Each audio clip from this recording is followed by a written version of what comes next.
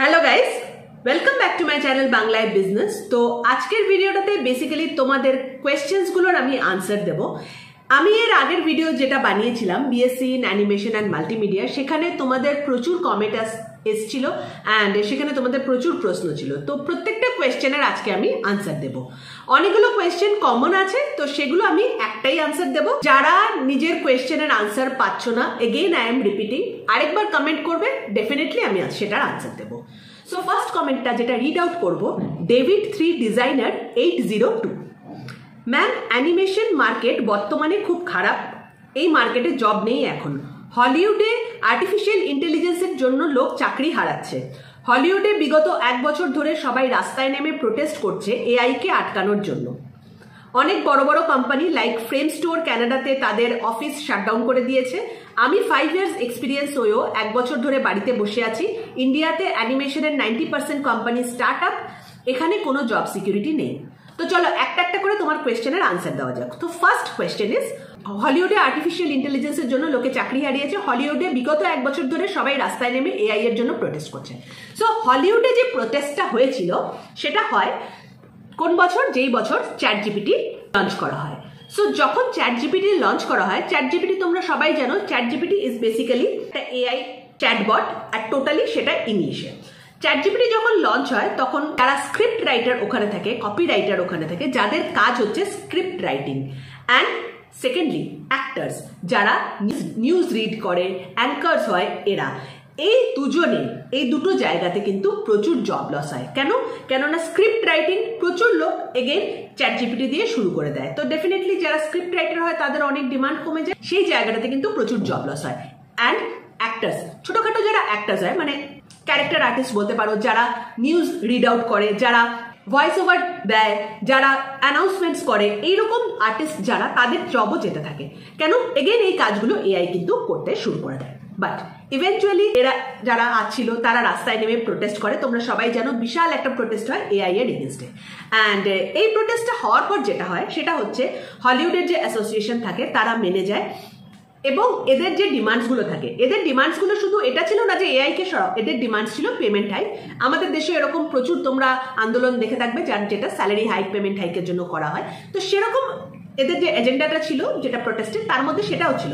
একটা হচ্ছে payment hike, একটা হচ্ছে সেকেন্ডলি এই এআই কে আটকানো, অ্যান্ড আরো কিছু তাদের ডিমান্ডস ছিল, working hours and all. So যখন এই আউটরিচটা হয়, হলিউডের যে অ্যাসোসিয়েশন থাকে তারা মেনে যায়, তারা কিন্তু রাইটিং, কপি রাইটিং এর জায়গাটাকে এআই কে ব্লক করে দেয়। না, এটার আরেকটা রিজনও ছিল যে এআই কে কেন কপি রাইটিং এর জায়গায় ব্লক করে দেওয়া হলো। বিকজ কপি রাইটিং এরিয়াতে যদি সবকিছু জিনিস এআই লিখে ফেলে, তাহলে সেই জায়গাতে কোনো ক্রিয়েটিভিটি থাকছিল না। প্রত্যেকটা চ্যানেলই তাহলে কি হচ্ছিল, একই নিউজ রিড আউট করবে, প্রত্যেকটা অ্যাঙ্কারই একই তোমাকে নিউজ শোনাবে। আজকে নিউজ কিন্তু সেম হয়, তোমরা যদি দেখে থাকো নিউজ একটা সেম হয়, কিন্তু বিভিন্ন চ্যানেল তাকে বিভিন্নভাবে দেখায়। অ্যান্ড কেন দেখাতে পারে?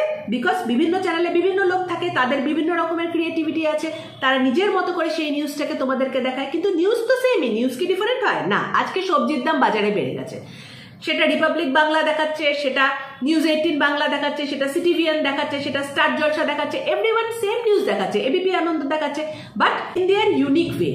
তার জন্য আমাদের ভালো লাগছে। আজকে যদি এআই এই নিউজটা দেখাতো, তাহলে কিন্তু সবকটা চ্যানেলে ও সেম নিউজ দেখাতো। তো এই কারণেই এই জায়গাতে এআই এর ইউজকে বন্ধ করে দেওয়া হয়, বিকজ ক্রিয়েটিভিটি চলে যাচ্ছিল, কেউ দেখছিল না। সো যারা এটা মনে করছো যে হলিউডের এই যে প্রোটেস্ট হয়েছিল সেটা অ্যানিমেশন বা এরকম কিছু নিয়ে, এরকম কিচ্ছু নিয়ে না।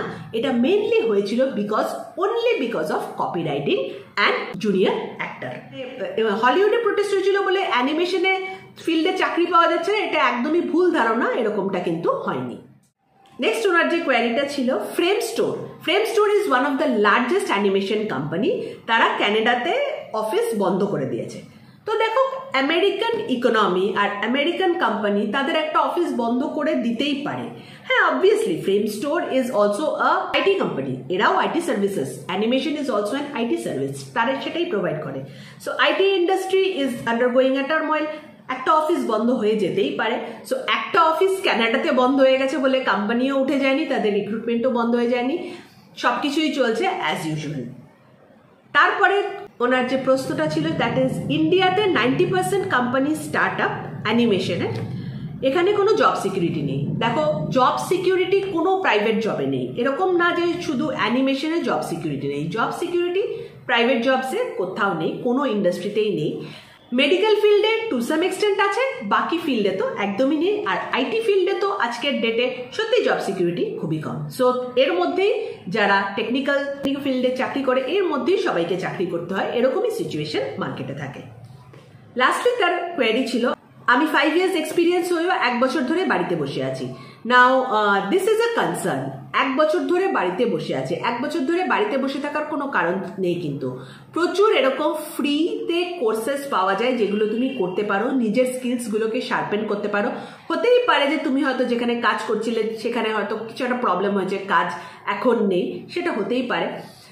নতুন জব খোঁজা, এটা কিভাবে খুঁজবে, অবভিয়াসলি এটা নিয়ে আমি আরেকটা ভিডিও বানাবো, কেননা তোমাদের আমি দেখেছি প্রচুর এরকম কমেন্টস আছে যে দিদি আমরা জব পাচ্ছি না। তো এক্স্যাক্টলি জব হান্টিং কিভাবে করবে সেটা নিয়ে আমি ডেফিনেটলি একটা ভিডিও বানাবো, যেখানে তোমরা ক্লিয়ার কাট একটা পাথওয়ে পেয়ে যাবে যে এভাবে অ্যাকচুয়ালি জব খোঁজা উচিত।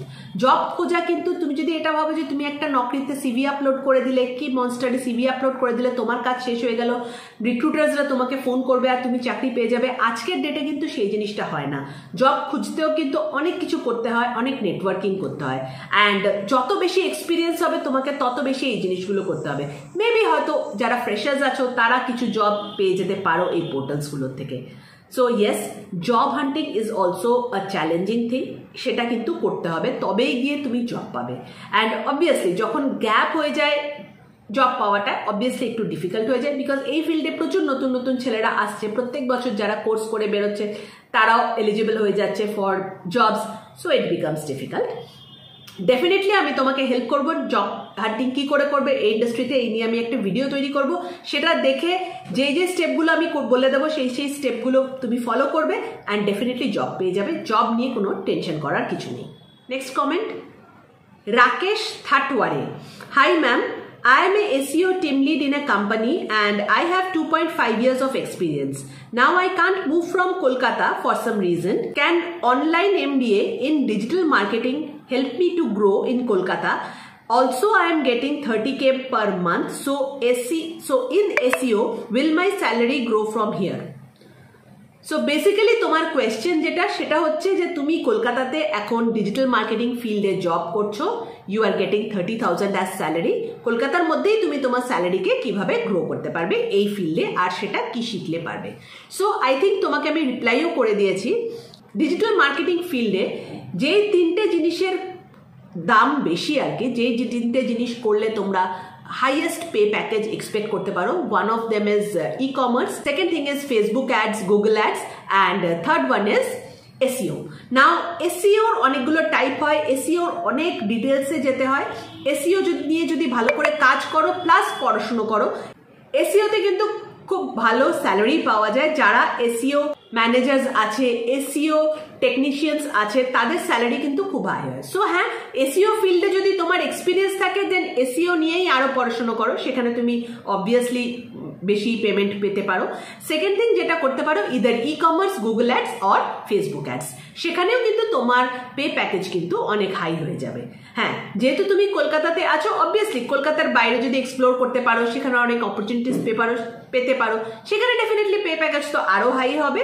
কলকাতায় থাকলেও এগুলো যদি এক্সপিরিয়েন্স তুমি করতে পারো, ডেফিনেটলি কোম্পানি আস্তে আস্তে তুমি সুইচ করতে পারো, তো তুমি ভালো এর থেকেও হাই পে প্যাকেজ কিন্তু এক্সপেক্ট করতে পারো। Next question, Sohag Dey 3704। Ma'am, next topic UI UX design field, scope of UI UX design career goals. UI UX design নিয়ে এগেন আমার ভিডিও আছে, দেখে নিতে পারো। ডেফিনেটলি এটা নিয়ে আমি আরো ভিডিওস বানাবো। নেক্সট কমেন্টটা কস MLC আকাশ 111। ম্যাডাম বলছি, কোডিং এর কেমন স্কোপ আছে কলকাতাতেই, like web development and similar. Web development নিয়ে আমার অনেকগুলো ভিডিওস আছে, প্লিজ একটু দেখে নিও, সেখানেই তুমি আনসার পেয়ে যাবে। লাস্ট আমি আরেকটা কমেন্ট পড়বো, সেটা হচ্ছে জামিরুল ইসলাম 6147। অপু, আমার DOA কোর্স কমপ্লিট করা আছে অ্যান্ড ট্যালি ERP 9 কমপ্লিট করা আছে। আমি কাজ করতে চাই, বাট কোথায় কাজ পাবো বলেন। সো ট্যালি 9 ERP এই কোর্সগুলো যখন তোমার করা আছে, তো ডেফিনেটলি তুমি কাজ পাবে হচ্ছে অ্যাজ অ্যান অ্যাকাউন্টেন্ট। কোনো কোম্পানির অ্যাকাউন্টস ডিপার্টমেন্টে, সেখানে কাজ পাবে। সেকেন্ড থিং যেটা হতে পারে যে তুমি কোনো অফিসে back office, office assistant, back end এই জায়গাতে কাজগুলো পাবে, বিলিং সেকশন এইসব জায়গাতে কাজগুলো পাবে। অ্যাপ্লাই করতে থাকো, এই সব এরিয়াতে প্রচুর ভ্যাকেন্সি থাকে, ডেফিনেটলি তুমি জব পেয়ে যাবে। কেরিয়ার নিয়ে, বিজনেস নিয়ে যা যা কোয়ারিজ নিজের মনে আসছে প্লিজ কমেন্ট সেকশনে লিখে জানাও, ডেফিনেটলি সেটা নিয়ে আমি ভিডিও বানাবো, সেই রিপ্লাইগুলো আমি দেব। যা তোমাদের মনে কোয়ারিজ আছে, don't hesitate to ask anything to me, I will definitely reply to you. ভিডিওটা যদি ভালো লেগে থাকে তাহলে নিজের ফ্রেন্ডসদের সাথে শেয়ার করবে অ্যান্ড বাংলায় বিজনেস চ্যানেলটাকে সাবস্ক্রাইব করবে। Thank you for watching, bye by.